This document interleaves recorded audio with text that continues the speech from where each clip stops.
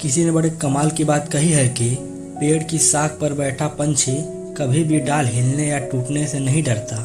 पता है क्यों? क्योंकि उसे उस डाल पर नहीं बल्कि अपने पंखों पर भरोसा होता है। हम अक्सर सोचते हैं ना कि यार मेरी किस्मत खराब है, मेरे पास संसाधन नहीं है, जेब में पैसा नहीं है। लेकिन यकीन मानिए, दुनिया की कोई भी गरीबी इंसान को तब तक नहीं हरा सकती जब तक उसकी सोच अमीर है। नमस्कार दोस्तों, कहानी घर में आपका स्वागत है।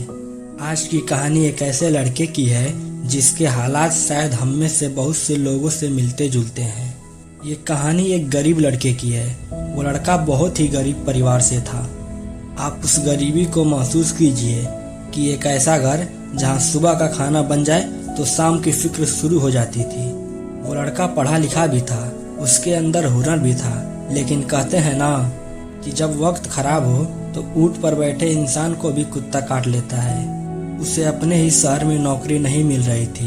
उसने हजारों दरवाजे खटखटाए, कई इंटरव्यू दिए, लेकिन हर जगह से निराश होना पड़ा। घर में बूढ़े माँ बाप थे और उनकी आंखों में एक उम्मीद थी। दोस्तों, ये उम्मीद किसी भी बोझ से ज्यादा भारी होती है। आखिरकार वो लड़का थक हार कर अपना गांव छोड़कर दूसरे शहर जाने का फैसला करता है ताकि अपनी किस्मत आजमा सके। अगले ही दिन उसे सुबह निकलना था। घर में सब्जी बनाने के लिए कुछ भी नहीं था, न आलू न दाल, पर उसकी माँ तो माँ होती है न यार। घर में थोड़ा सा आटा बचा था तो माँ ने जल्दी जल्दी चूल्हा जलाया और उस लड़के के लिए रोटियां बना दी। सोचो उस माँ के दिल पर क्या गुजर रही होगी जब उसने बेटे का टिफिन पैक किया और टिफिन में सिर्फ सूखी रोटियां थीं। बस माँ का प्यार और वो सूखी रोटियां लेकर वो लड़का भारी मन से घर से निकलकर स्टेशन की तरफ चला गया। उसने ट्रेन पकड़ी और जनरल डिब्बे का हाल आप लोग तो जानते ही हैं। पैर रखने की जगह नहीं थी, लोगों की भीड़, पसीनों की बदबू और शोर शराबा। वो किसी तरह एक कोने में खिड़की के पास सिकुड़कर बैठ गया। ट्रेन अब चलने लगी और उसका शहर अब पीछे छूटने लगा था। उसकी आंखों के सामने वो सपने आने लगे थे जो वो दूसरे शहर लेकर जा रहा था। रास्ते भर वो बस यही सोचता रहा, क्या मुझे नौकरी मिलेगी? क्या मैं घर पैसे भेज पाऊंगा? दोस्तों, सफर लंबा था। धीरे धीरे सूरज चढ़ने लगा और गर्मी बढ़ने लगी और फिर उसे भूख का एहसास हुआ। उसने सोचा, अभी रुकता हूँ, लेकिन भूख तो भूख है, वो गरीब की हो या अमीर की, फर्क नहीं करती। जब बर्दाश्त नहीं हुआ तो उसने अपना पुराना सा बैग खोला और उसमें से माँ का दिया हुआ टिफिन निकाला। टिफिन खोलते ही उसने देखा वही सूखी रोटियां। उसके आसपास कई लोग बैठे थे। कोई समोसा खा रहा था, कोई पूरी सब्जी लाया था, किसी के टिफिन से अचार की महक आ रही थी। उस लड़के को थोड़ी शर्म आई, लेकिन पेट की आग शर्म से बड़ी होती है। उसने रोटी का एक टुकड़ा उठाया और अब यहाँ ध्यान से सुनना। उसने रोटी के उस टुकड़े को सीधे अपने मुंह में नहीं डाला। उसने उस टुकड़े को टिफिन के उस हिस्से में डुबोया जो बिल्कुल खाली था। हाँ, बिल्कुल खाली। वो ऐसे एक्टिंग कर रहा था जैसे उस खाली जगह में सब्जी या चटनी रखी हो। वो टुकड़ा वहाँ रगड़ता और फिर अपने मुंह में डालता, फिर दूसरा टुकड़ा तोड़ता और फिर खाली टिफिन में घुमाता और बड़े स्वाद लेकर खाता। उसके चेहरे के हाव भाव ऐसे थे कि जैसे वो दुनिया का सबसे लजीज खाना खा रहा हो। आसपास के बैठे लोग उसे ही देख रहे थे। पहले तो उन्हें लगा कि शायद टिफिन में कुछ है जो उन्हें दिखाई नहीं दे रहा है, लेकिन जब उन्होंने ध्यान से देखा तो वहाँ कुछ भी नहीं था। लोग एक दूसरे को कोहनी मारने लगे, फुसफुसाने लगे, अरे ये पागल है क्या, ये क्या कर रहा है?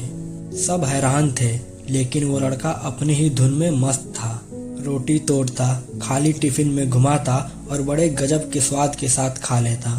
आखिरकार एक सज्जन व्यक्ति जो सामने ही बैठे थे उनसे रहा नहीं गया। उन्होंने उस लड़के को टोका और बोला, बेटा एक बात पूछूं, बुरा मत मानना। लड़के ने खाते हुए सिर उठाया, बोला, जी अंकल जी पूछिए। व्यक्ति ने कहा, मैं काफी देर से देख रहा हूँ कि तुम्हारे टिफिन में सिर्फ रोटियां ही हैं और दूसरा हिस्सा बिल्कुल खाली है। फिर तुम उस निवाले को वहाँ क्यों रगड़ते हो और ऐसे खा रहे हो जैसे उसमें कुछ बहुत स्वादिष्ट रखा हो? माजरा क्या है भाई?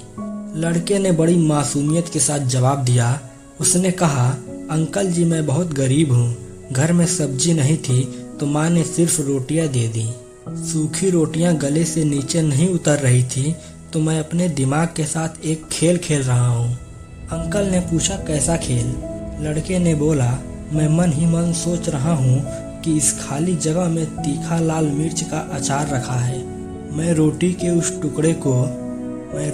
टुकड़े को उस काल्पनिक अचार में डुबोता हूँ और जब अपने मुंह में डालता हूँ तो कसम से अंकल मुझे अचार का खट्टा और तीखा स्वाद सच में महसूस हो रहा है। इससे मेरी सूखी रोटी और भी मजेदार हो गई है। लड़का अपनी इस चतुराई पर बहुत खुश था। उसे लगा कि उसने बहुत बड़ी बात कह दी है, लेकिन तभी उस सज्जन व्यक्ति ने जो कहा उसने उस लड़के की और शायद आज आपकी भी जिंदगी बदल दे। वो व्यक्ति हंसा नहीं, वो गंभीर हो गया। उसने उस लड़के की ओर देखा और एक ऐसा सवाल किया जो सीधा उसके दिल पर लगा। उसने कहा बेटा तुम्हारी सोच की दाद देता हूँ, लेकिन एक बात बताओ, जब सोचना ही था तो अचार ही क्यों सोचा? लड़का सन्न रह गया। अंकल ने आगे कहा अरे भाई ये सब तुम्हारे दिमाग का खेल ही था ना। हकीकत में वहाँ ना अचार था ना सब्जी, सब कल्पना ही थी।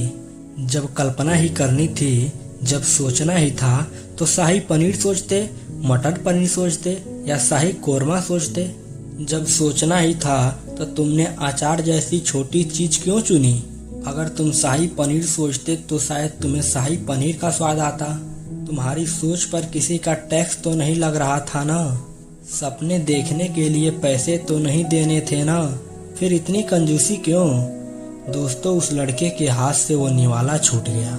उस एक पल में उसे समझ आ गया कि वो सिर्फ खाने में नहीं बल्कि अपनी जिंदगी में भी अचार ही मांग रहा था। ये कहानी उस लड़के की नहीं, ये हम सबकी है।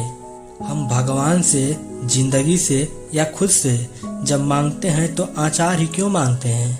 हम क्यों सोचते हैं कि भगवान 10-15 हज़ार की नौकरी लग जाए बहुत है, बस किसी तरह पास हो जाऊं बहुत है, बस एक छोटी सी गाड़ी आ जाए बहुत है। क्यों? जब सोचना ही है तो बड़ा क्यों नहीं? लॉ ऑफ अट्रैक्शन कहता है कि आप जैसा सोचते हैं वैसा ही आपके साथ होता है। जब आप अपने दिमाग को सिग्नल देते हैं कि मैं सिर्फ अचार के लायक हूँ तो जिंदगी में आपको सूखी रोटी और अचार ही देती है। जिस दिन आप शाही पनीर वाली सोच रखोगे, जिस दिन आप सोचोगे कि मैं महज गुजारा करने के लिए नहीं बल्कि राज करने के लिए पैदा हुआ हूँ, उस दिन पूरी कायनात भी झुक जाएगी। सपने देखने में कोई टैक्स नहीं लगता मेरे दोस्त। अपनी औकात से बड़ा सोचना कोई गुनाह नहीं है।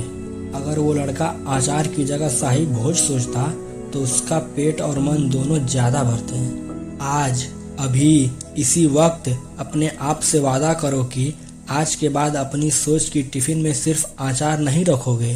तुम बड़ा सोचोगे, बड़ा मांगोगे और बड़ी मेहनत करोगे।